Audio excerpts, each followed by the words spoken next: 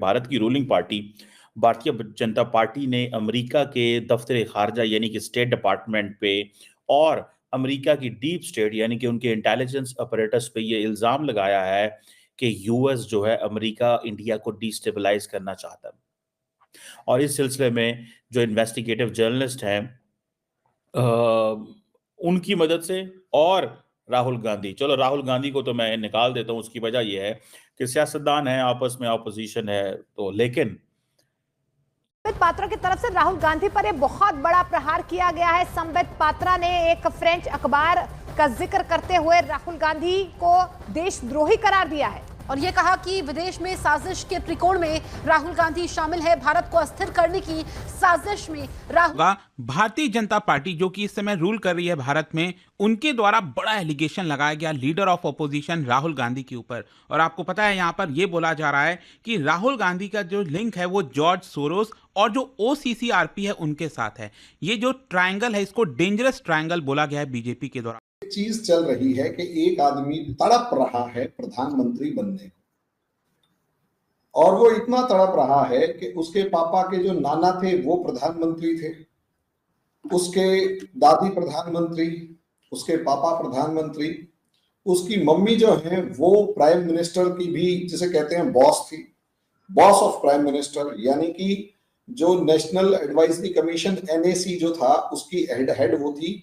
और prime minister के पास कोई भी फाइल जाती तो वो एनएसी के साथ पास से होके जाती। अब आप अंदाजा लगाइए 10 साल तक सोनिया गांधी ने मनमोहन सिंह को अपना कठपुतली प्राइम मिनिस्टर बनाए रखा। ये जो चीज है कि भारतीय जनता पार्टी कह रही है कि राहुल गांधी अमेरिका से मिला हुआ है, भारतीय जनता पार्टी कह रही है कि इन्वेस्टिगेटिव जर्नलिस्ट ये कह रहे हैं। ये काम डॉक्टर जयशंकर ने नहीं कहा, नरेंद्र मोदी साहब ने नहीं कहा, जो लोग गवर्नमेंट में बैठे हैं उन्होंने नहीं कहा, लेकिन ये जो इल्जाम आता है वो पार्टी से आता है।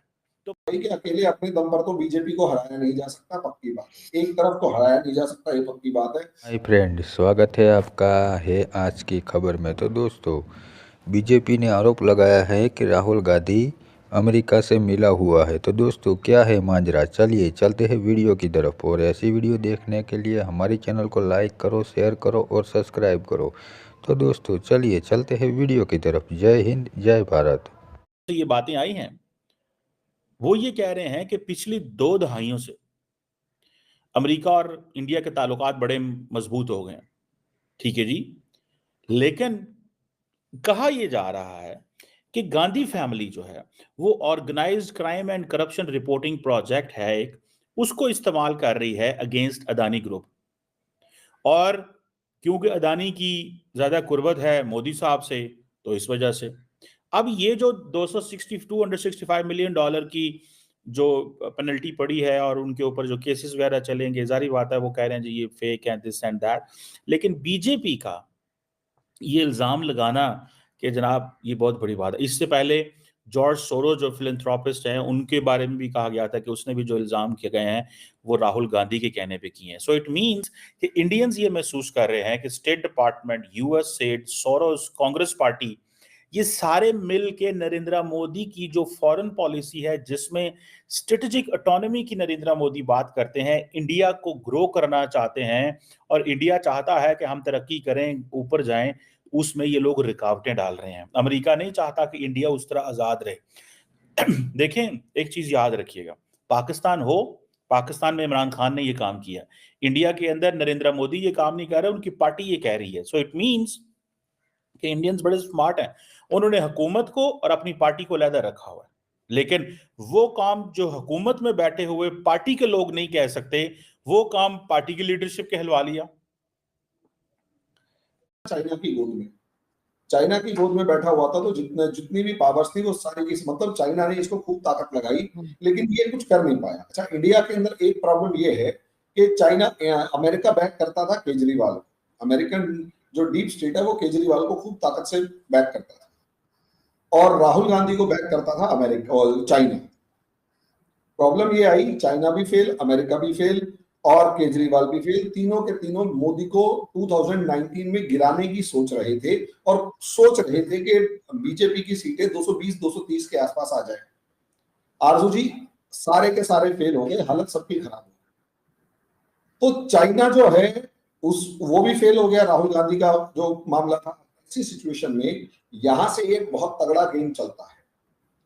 चाहे अमेरिका इसलिए फ्रस्ट्रेट हो गया क्योंकि अमेरिका बड़े तगड़े सपने देख रहा था कि अमेरिका जो है वो चाइना, मतलब इंडिया चाइना के साथ लड़ेगा, और इंडिया चाइना के साथ लड़ने के बाद पैसे, मतलब लड़ाई होगी, हथियार खरीदेगा, हथियार गोला बारूद अमेरिका से खरीदेगा, डॉलर आएंगे, मजा आ जाएगा, इंडिया कर्जे में होगा, और इंडिया जो उभरता हुआ कंट्री है, ताकतवर बनता हुआ कंट्री है, वो ताकतवर नहीं बनेगा और अमेरिका के ऊपर डिपेंडेंट हो जाएगा।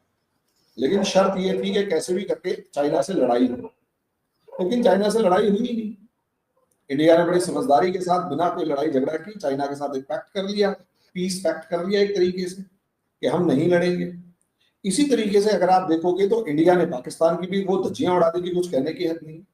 इसी तरीके से अगर आप देखोगे कश्मीर, जिसके नाम पर अमेरिका इंडिया की बाजुएं मरोड़ता था, इंडिया को परेशान किए रखता था, उस कश्मीर को भी अगर आप देखोगे तो इंडिया ने आर्टिकल 370 हटा दिया। अच्छा, खालिस्तान को अगर आप देखोगे तो खालिस्तान का इंडिया के अंदर गर्दन ऐसी तोड़ दी, कुछ कहने की हद नहीं। ना सिर्फ गर्दन पाकिस्तान की, इंडिया में खालिस्तान की तोड़ी, बल्कि पाकिस्तान के अंदर भी बहुत सारे जो खालिस्तानी टेररिस्ट थे, कोई अननोन गनमैन आके उन्हें मार देता था। अब मैं ये नहीं कह रहा कि कोई इंडिया ने करवाया, अपने आप किसी ने मार दिया होगा, मैं कहता हूं। अमेरिका वाले एलिगेशन लगा रहे हैं कि वो इंडिया जो वो तालिबानियों से करवा रहा है, मैं उस पर नहीं जा रहा, लेकिन खालिस्तानी पाकिस्तान के अंदर भी या तो डूब के बैठे हुए या खत्म हो गए। अब उसके बाद